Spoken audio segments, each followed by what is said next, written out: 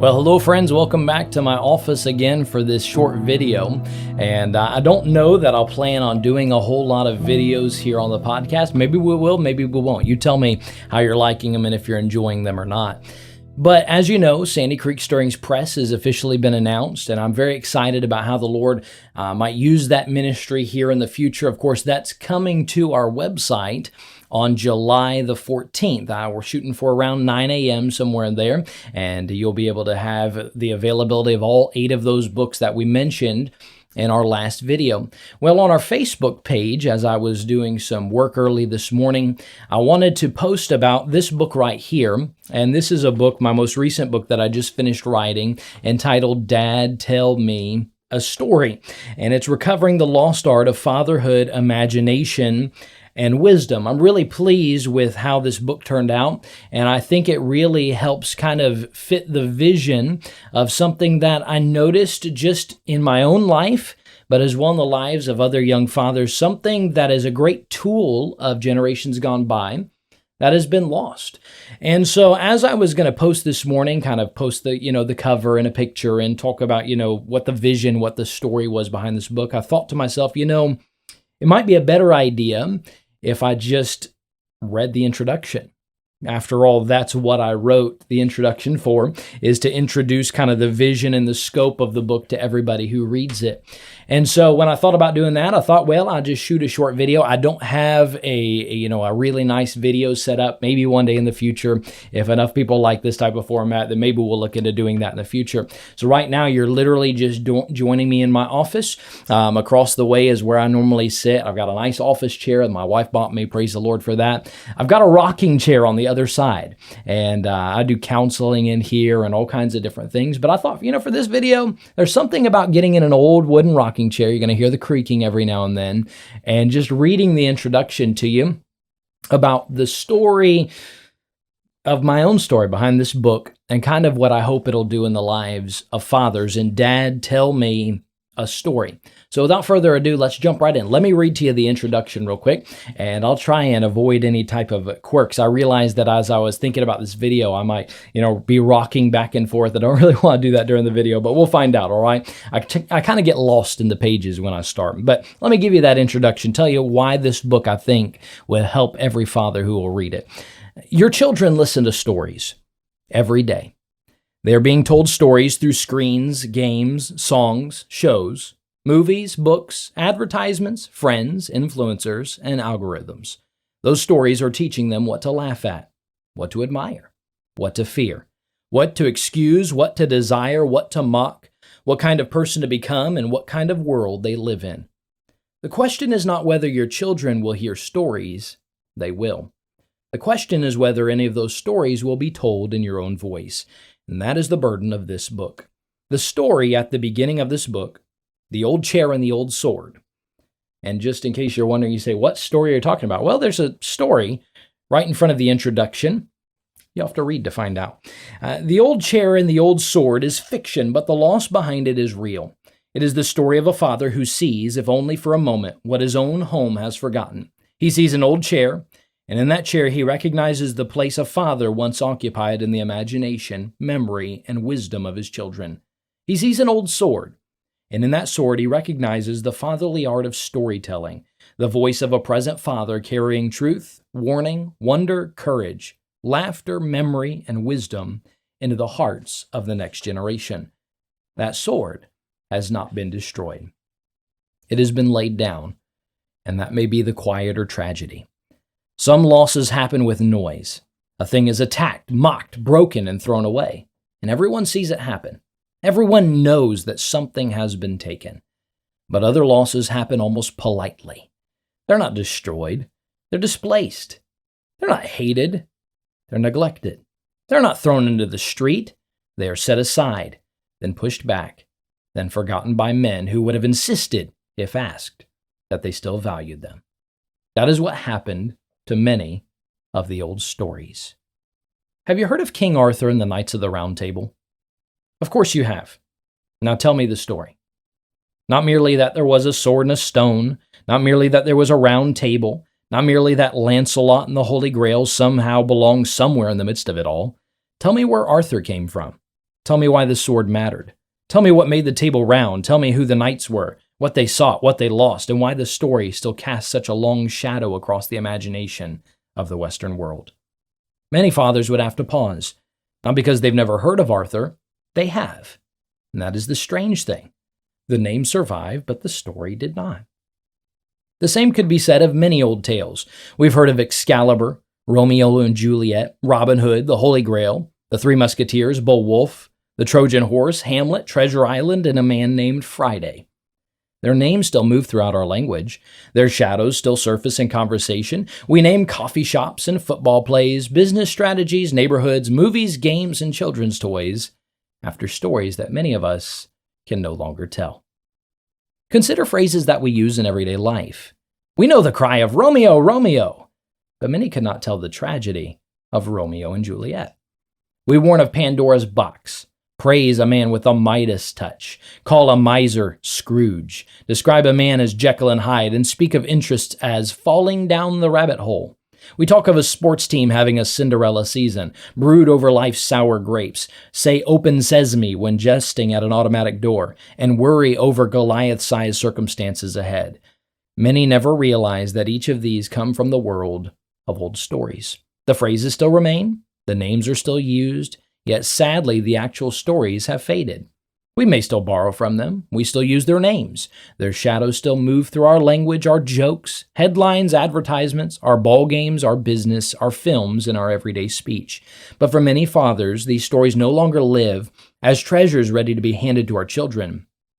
They become fragments, references, cultural leftovers, old coins still stamped with the image of a king whose kingdom we no longer know. The stories are not dead, they're orphaned. And that is the loss that this book is concerned with. Not that fathers know less literature, not that children cannot summarize old legends, not that families read fewer classics than they once did. Those things matter, but they're not the deepest trouble. The deepest loss is that many fathers have forgotten one of the old ways that wisdom entered the home. A story was never merely a story. In the hands of a father, it became a way of carrying truth. It made courage visible and folly shameful. It could warn without always scolding, comfort without always explaining, and teach without always sounding like a lesson. It gave children moral memories before the hour of temptation arrived. Through a story, a father could show his children kings and cowards, pilgrims and prodigals, fools and faithful men, giants and shepherd boys, storms and roads, wounds and homecomings. And through those stories, he could help his children learn how to see the world. But many fathers today have only inherited the names. They recognize the symbols, but not the substance. They reference the road. They've heard of the sword and the stone, but they cannot lead their children into Arthur's hall. They've heard of the Trojan horse, but they cannot make their children feel the danger outside the gates. They've heard of the prodigal son, but they've forgotten how to tell it with wonder, that a child can feel the hunger of the far country and the mercy of the father's embrace. That is not because every father hates stories. Often, he simply just does not know them. He was not handed the old sword.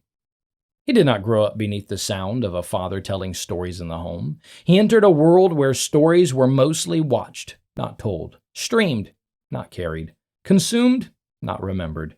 And so, without meaning to, he has become a father with a chair, but no sword in his hand. Meanwhile, his children are still listening. And that is the great urgency. Children have not stopped loving stories. They still love them. They watch them for hours. They quote them, act them out, dress like their characters, dream about them, repeat their jokes, imitate their heroes, and carry their words into their play, their friendship, and their imagination. The modern child is not proof that stories have lost their power. He is proof that stories still have tremendous power. So the father must ask himself a sober question. Who is shaping my child's imagination? A screen can tell a story. A movie can dramatize a story. A game can immerse a child in a story. An algorithm can suggest the next story before the last one has even been finished. But none of those things can replace a father who knows his children, loves their souls, watches their weaknesses, understands their fears, and speaks with wisdom fitted to their lives. The danger is not that every outside story is evil. That's not the argument of this book. Many books, films, recordings, and modern tools can be used well. A father does not need to pretend that every old thing was pure. and every new thing is poison. That kind of shallow complaint will not help our children, and it will not persuade thoughtful men. The real danger is quieter. Somewhere along the way, listen here now, somewhere along the way, Dad's voice became optional. And when a father's voice becomes optional, other voices do not wait politely outside the door. They enter. They speak. They form. They train the child's laughter, fears, loves, heroes, desires, excuses, and imagination. They tell him what is funny, what is brave, what is normal, what is embarrassing, what is beautiful, what is worth wanting, and what kind of world he lives in. This book is a call for fathers to return to the chair and pick up the old sword of storytelling. This book is not written to scold fathers for what many of them were never taught. Many men today are not rebellious. They love their children. They work hard. They want to lead their homes, but they have never seen this part of fatherhood modeled. They do not know where to begin. This book is written for those men. For the father who feels awkward, tired, busy, and unsure. For the father who knows his children are surrounded by stories, but is not sure how to give them better ones.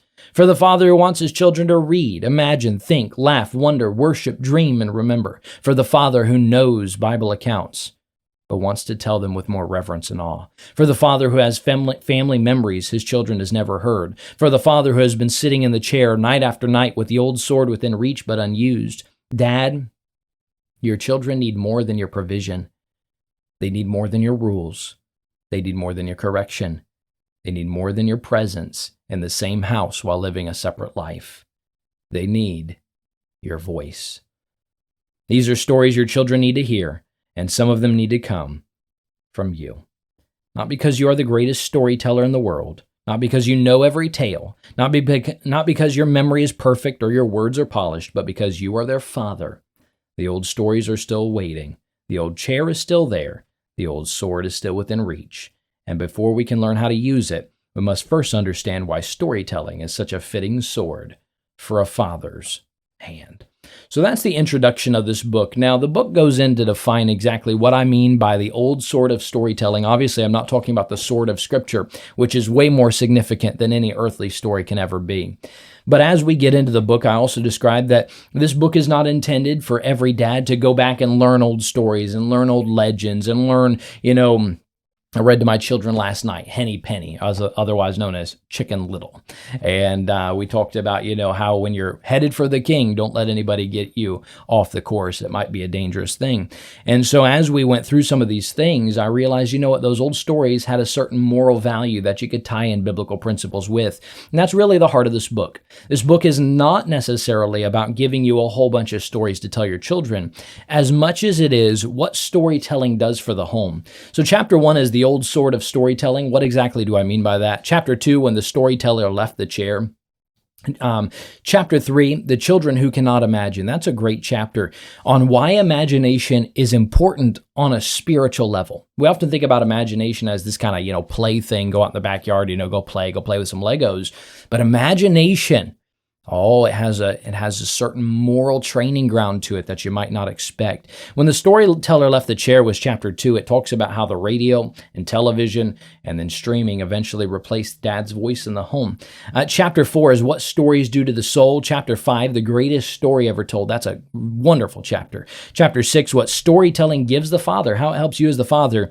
And then part 2 is very practical. If you know me, you listen to the podcast, I want to know, how can I take this home and use it? And so all of my books have been written with that in mind too. So the entire second half of this book, the last 140 something pages, are exactly learning the craft.